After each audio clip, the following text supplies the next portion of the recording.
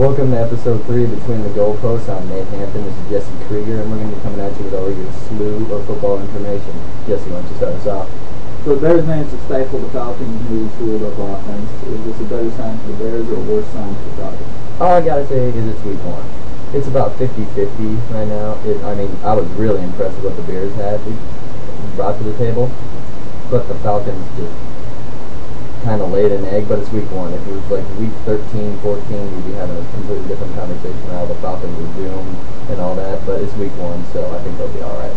Yeah, the Bears D is really underrated, and the Falcons offense still does need time to gel together. But the one thing I would be really worried about with the Falcons is their tackling and their talent on defense, because both of their touchdown throws were on simple screens that should have gone for maybe 8-9 yards, and because of missed tackles and just terrible defense, they ended up going for long scores. Yeah, the tackling was pretty damn bad. Alright, and the Bills dominated the Chiefs this week. What do you have to say about that? Do you think it's good for the Chiefs, bad for the Bills, good for the Bills, bad for the Chiefs? What's going on? Well, first, who saw that coming? I know I didn't. Nobody did. I think the Chiefs are taking a pretty big step back. I think last year, Jamal Charles' virtuoso performance all season and Dwayne circus touchdown catches really masked a lot of Matt Castle's deficiencies. And I think their offense performed better than they should have. And now with Tony Moyaki being out and with people being ready for Jamal Charles, I don't see their offense being nearly as successful this year. And on defense, the loss of Eric Berry, I think, is going to be devastating. I see them taking a massive step back to 6-10, 5-11. I think it's bad for Kansas City. Yeah, so far my picks for the AFC West are looking pretty bad.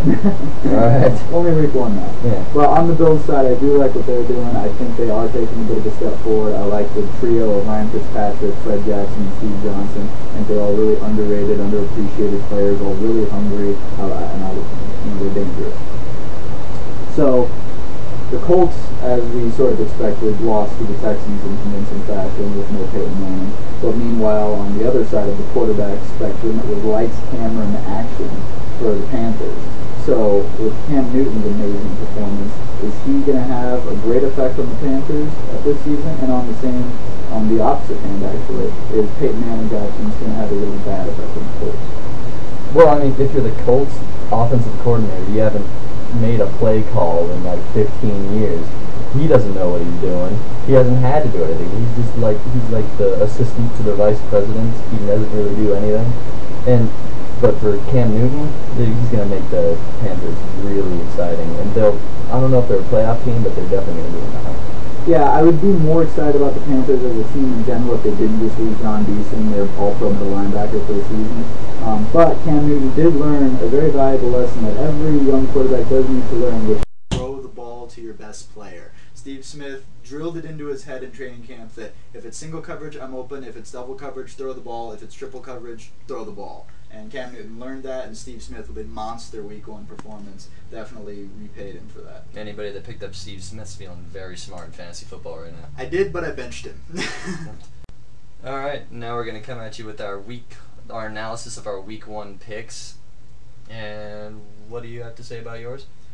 Well, so our first game, the Packers-Saints, I got the score right. It was, I guess 40-30. I guessed the wrong teams. And I did not expect Rodgers to come out in the no huddle. I think that really threw the Saints off. They were just scrambling the whole game, and if he does that for the rest of the season, the Packers could be even scarier on offense than they were last year. He looks like the new Peyton Manning of the league. He just has total control of the offense. It was impressive. It is. It really is.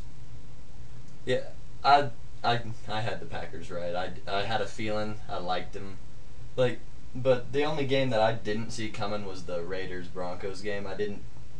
They just game planned a lot better than the Broncos did. It was ugly state of affairs.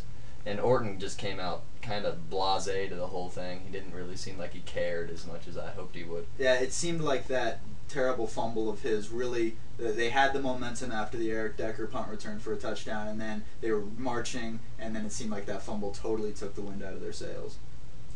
Yeah, I was at the stadium. Half the fans left after that weird rainstorm, and then once the crowd kind of left the stadium, it's not really the same. Mm-hmm. And all the Raider fans stayed.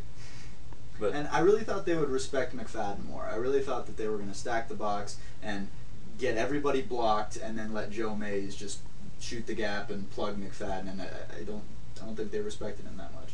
Yeah, the only person that was making real good tackles was Dawkins all night. But the best game that I just enjoyed the hell out of was the Ravens-Steelers game. I just loved the fact that the redemption that you the were redemption talking about. game. I was correct. I didn't think I was going to be that correct, but I was correct. It was just an ugly game by every Steeler out there, and that made me relatively happy because I'm not a Steelers fan in any way, shape, or form. And I think they've just been figured out. Well, and it seemed like all the bulletin board material that the Steelers gave the Ravens over the offseason, they did all the talking about the Ravens can't beat us, Flacco's never going to beat us as long as he's the quarterback. It really seemed like the Ravens were like, oh, really? And they stuck it to him. Mm-hmm.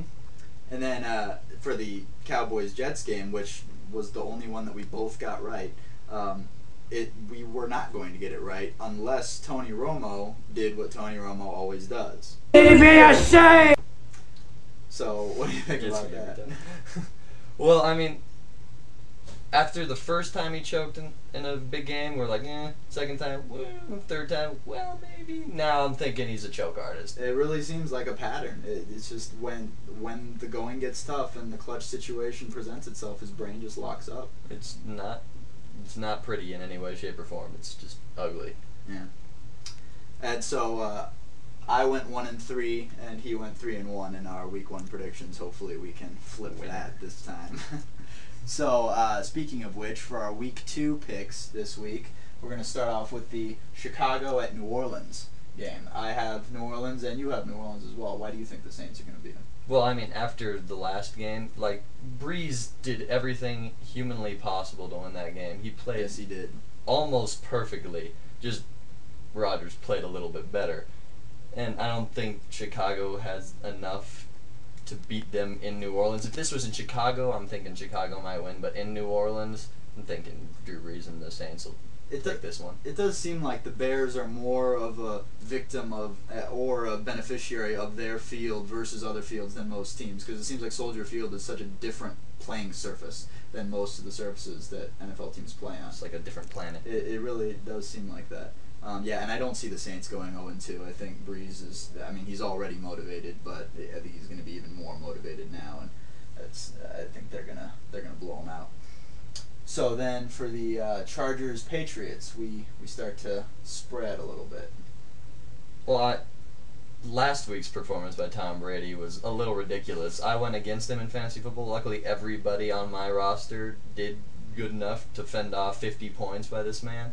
If he plays half as good as that, I don't think San Diego has enough talent to get it going again, because San Diego is a historically second-half football team, and that plays right in New England's hands. They just jump out to a 40-point lead, and I don't know if they have enough time to come back. Yeah, I have a theory on this. San Diego, we do know, has struggled in September in the past, and they did struggle against the Vikings, but I think they struggled against the Vikings because they were planning for New England, and I think they've been planning for New England. They've had this circled on their calendar for a while, and they do have more talent on defense than Miami did, and Miami just got shredded by Tom Brady. I mean, like Enron documents shredded. It was ugly. So I really think that Brady will score, but not the way that he did against the Dolphins. And that New England defense, as we talked about last episode, they were not impressive against Chad Henne and the Dolphins. And Phillip Rivers is a bit of a step up from Chad Henne, so a little bit. So I see Phillips and Tolbert really taking it to the Patriots defense, and it'll be another shootout, but